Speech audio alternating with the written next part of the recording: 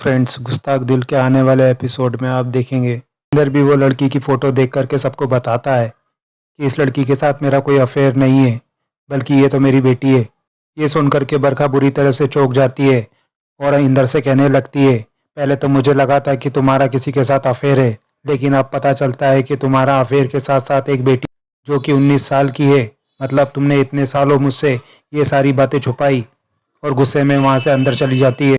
बरखा के जाने के बाद नानी भी इंदर से कहने लगती है, बहुत हर्ट किया है तुमने बरखा को।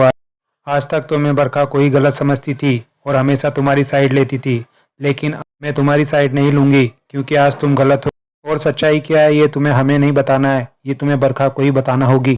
उधर रेंजो लाजो को बताती है, वो जैस्मीन जो है ना, वही सारी मुसीबत की जड़ है। वो हमारे निखिल पर डोरे डाल रही थी।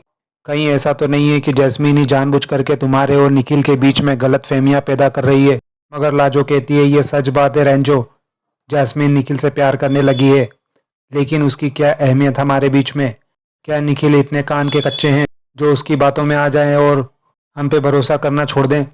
हमसे ज़्यादा भरोसा तो नहीं करते होंगे ना उस पर। निखिल जी को हम पर पहले से ही शक था, बस जैस्मीन ने तो उस आग को हवा दी है। कितना कमज़ोर था ना हमारा प्यार। उधर इंदर भी अंदर जा कर के बरखा को बताने लगता है, बरखा ये सब उस समय की बात है जब आकाश हमारे बीच में नहीं था। हम आकाश के गम में खो गए थे और तुमने अपने आप को आकाश के गम में अपने कमरे में बंद कर लिया था।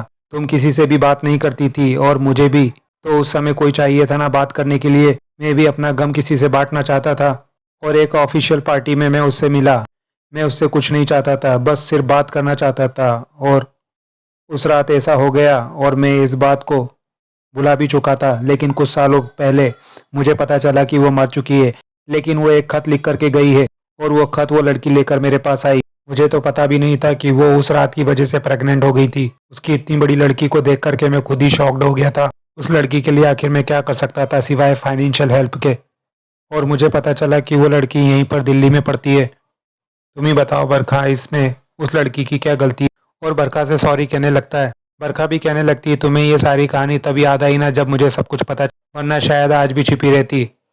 इंदर कहने लगता है, मुझे डर था बरखा तुम्हें कहीं मैं खो ना दूं।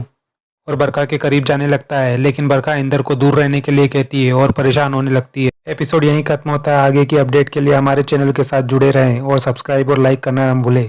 थैंक्स।